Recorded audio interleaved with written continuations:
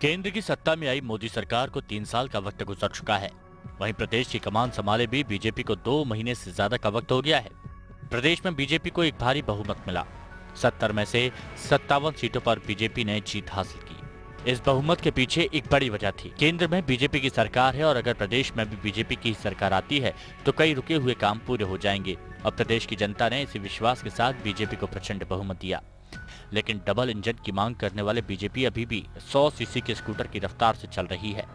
इसका एक बड़ा उदाहरण जो सामने आया है वो सर्व शिक्षा अभियान के तहत केंद्र से मिलने वाले प्रदेश को बजट अभी तक नहीं मिल पाया है। हालत ये है कि भीषण गर्मी में भी 1241 स्कूलों में पेयजल की व्यवस्था नहीं है। कई स्कूल क्षतिग्रस्त हैं तो बुनियादी सुविधाएं भी स्कूल को नहीं मिल रही हैं, जिसकी वजह से प्रदेश के स्कूलों की हालत बेहद खराब है। प्रदेश में 518 स्कूल पूरी तरह से क्षतिग्रस्त हैं, जिनमें से 1241 स्कूलों के भवन जर्जर हालत में हैं। वहीं कई स्कूलों में पीने का पानी भी नहीं है। कई स्कूलों में शौचालय की व्यवस्था भी नहीं है।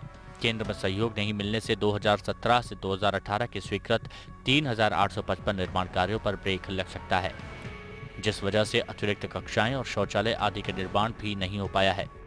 हरीश रावत सरकार पर स्कूलों की अनदेखी का आरोप लगाने वाली बीजेपी आज खुद सत्ता में है, लेकिन प्रदेश को बजट नहीं मिल पा रहा है।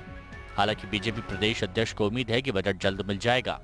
हमारे मंत्री जी इसमें काफ़ी प्रयत्न कर रहे हैं और केंद्र से कुछ प्रतिबद्ध व्यय होते हैं जिसमें केंद्र देता ही देता है, तो इसलिए आकलन ठीक से बन के जाएगा, ठीक से डिमांड होगी तो मुझे आशा है कि बजट तो आना ही आना है। कितने धन की आवश्यकता है, किन कामों के लिए? 518 पूरी तरह से क्षतिग्रस्त स्कूलों के लिए 9,926,69,000 रुपए, 1241 जर्जर हालत के स्कूलों के लिए 6,373,69,000 रुपए, 1241 स्कूलों में पानी कनेक्शन के लिए 95,427 लाख रुपए, आईटीई के बच्चों की जरूरतों के लिए 9,164,83,000 रुपए। जहां बीजेपी के प्रदेश अध्यक्ष कह रहे हैं कि जल्द बजट आ जाएगा, वहीं कांग्रेस प्रदेश अध्यक्ष प्रीतम सिंह, जो कि पिछली सरकार में गृह मंत्री थे, उनका कहना है कि हम भी केंद्र से बजट मांगते रह गए लेकिन बजट मिला नहीं।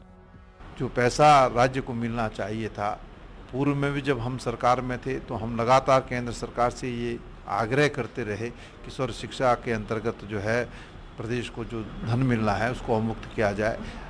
उस समय शायद संभव तो हम समझते थे कि इसलिए कि क्योंकि डबल इंजन की सरकार नहीं है, इसलिए धन देने में केंद्र सरकार ने कोताही बरतने का काम किया।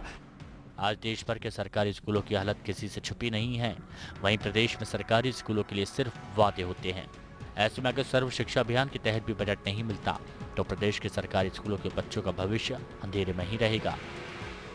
योगेश सेमवाल, APN देहरादून।